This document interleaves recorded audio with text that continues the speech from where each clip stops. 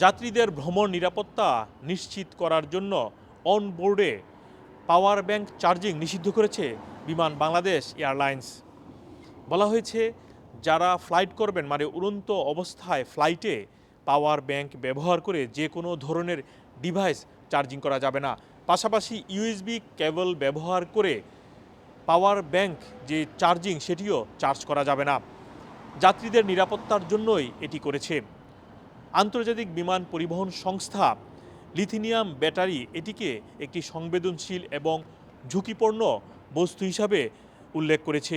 এরপর থেকে বিমান বাংলাদেশ এয়ারলাইন যাত্রীদের নিরাপত্তার জন্য এটি নিষিদ্ধ করেছে।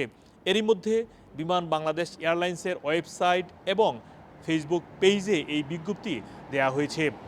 এদিকে অন্যান্য দেশের কয়েকটি এয়ারলাইন্সও পাওয়ার ব্যাংক চার্জিং নিষিদ্ধ করেছে এবং 15ই মার্চ থেকে থাই এয়ারওয়েজ এবং 1 এপ্রিল থেকে সিঙ্গাপুর এয়ারলাইন এটি বাস্তবায়ন করেছে।